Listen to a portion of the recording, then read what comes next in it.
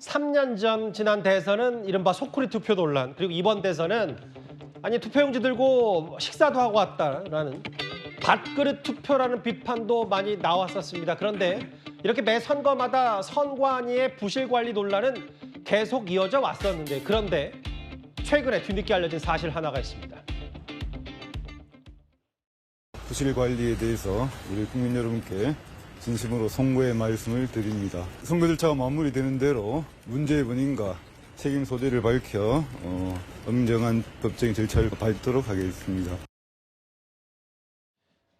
이 사건을 좀 다시 상기시켜봐야 될 것 같아요. 지난 사전투표 날 용인의 한 투표장이었습니다. 이미 기표된 투표용지가 회송용 봉투에서 발견이 됐다. 이걸 애초에 선관위는 유권자의 자작극을 의심된다고 공지했는데, 이게 알고 봤더니 뚜렷한 증거 없이 유권자를 범인으로 몰고 왔다. 알고 봤더니 허주연 변호사님, 이거 선관위원회 잘못이더라고요. 그렇습니다. 애초에 선관위원회에서는 이 신고를 한 선거인의 자작극이 의심된다라고 하면서 수사를 의뢰했는데, 정작 수사를 해봤더니 선거사무원의 실수로 밝혀진 겁니다. 21대 대통령 선거 때 사전투표를 하면서 벌어진 일인데요. 용인시 한 사전투표소에서 신고가 들어옵니다. 자기가 회송용 봉투를 받았는데 그 안에 이미 기표가 된 선거용지, 투표용지가 반으로 접혀서 들어가 있었다라는 거예요. 그런데 수사를 시작을 해서 사실관계를 확인을 해봤더니 투표용지를 주고 회송용 봉투를 2개를 준 겁니다. 그런데 이 회송용 봉투 2개를 받은 사람이 또 이 사람도 실수를 했어요. 그러니까 투표한 투표용지를 회송용 봉투에 넣어서 투표함에 넣어야 되는데 빈 봉투를 실수로 넣고 자신이 투표한 투표용지가 담겨 있는 봉투는 선관위에 반납을 한 겁니다. 그런데 이걸 또 선관위에서 다시 이 선거인에게 나눠주면서 이 사람이 자기는 회송용 봉투 안에 보니까 기표된 용지가 들어가 있었다라고 신고를 했던 거예요. 그런데 선관위에서 이 문제가 발생을 했을 때 사실관계를 정확하게 따져보는 것이 아니라 해당 선거인이 자작극을 한 것이다, 이 투표의 혼란을 부추기려고 한 것이다, 이렇게 의심부터 하고 신고를 했다는 점에서 논란이 커지고 있는 상황입니다. 그러니까 투표사무원이 투표용지 하나와 회송용 봉투 하나를 나눠줬어야 되는데 실수로 회송용 봉투 2개를 다 나눠주고, 이거 뭔가 당시에도 이재명 후보 찍힌 용지 발견됐다라고 하면서 이거 참관이 경찰에 신고했고 자작극 의심돼 수사 의뢰했다. 이러고 나서 결국 선거사무원의 잘못으로 밝혀졌는데, 뭐 대체적인 계기가 그냥 유감 표명 정도만 선관위 하는 것 같더라고요. 그러니까 원래 이렇게 중대 사건의 경우에는요, 초기 발표가 종합적이고 최종적이어야 합니다.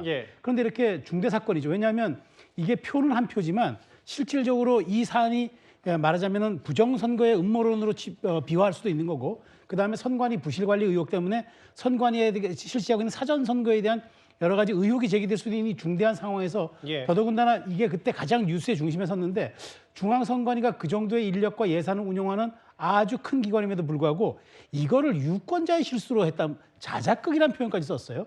그래서 많은 분들이 이게 그 공분을 샀던 게, 아니 이게 누가 이런 이 민주질서에 이렇게 해를 끼치는 자작극을 벌일 수 있나, 이렇게 생각을 했는데 결국은 자신들의 귀책 사유가 된 것 아니겠습니까?